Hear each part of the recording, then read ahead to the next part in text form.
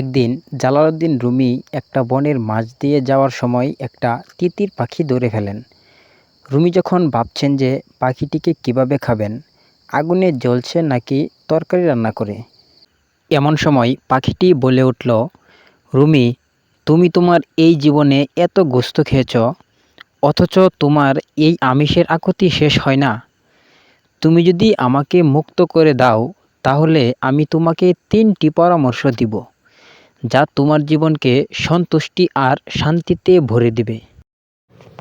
তারপর রুমি কিছুটা বিচলিত হয়ে বললেন, আমার হাতে বসেই প্রথম পরামর্শটা দাও।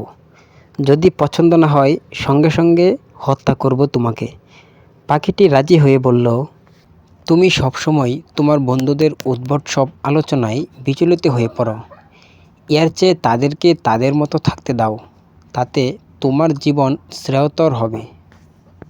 রুমি কিছুটা চিন্তা করে নিয়ে ভাবতে থাকেন, পাখিটার কথায় যুক্তিবোধ আছে, সুতরাং দ্বিতীয় পরামর্শ দিতে বলেন। পাখিটি বলে, তুমি আমায় ছেড়ে দিলে ওই গাছের ডালে বসে দ্বিতীয় পরামর্শটা দিব। রুমি তখন কিংকর্তব্য বিমূঢ় হয়ে পাখিটিকে ছেড়ে দেন, আর পাখিটি গিয়ে কাছেই একটি গাছের ডালে বসে।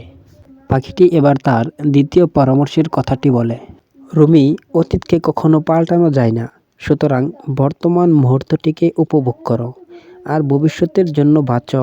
যা হোক, বড় বোকামি করছো তুমি। আমার পেটের মধ্যে 3 কেজি হীরা আছে।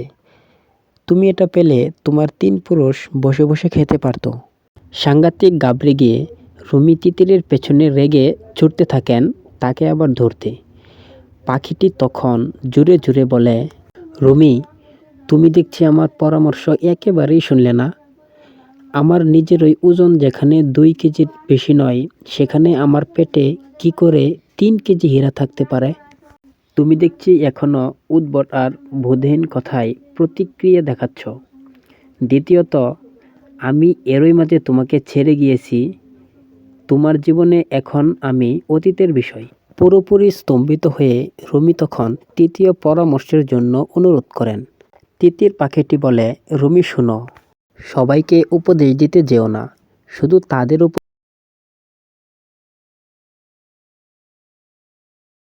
কিছু কাপড় এত জীর্ণ হয়ে যায় যে তা আর কখনো সেলাই করা যায় না।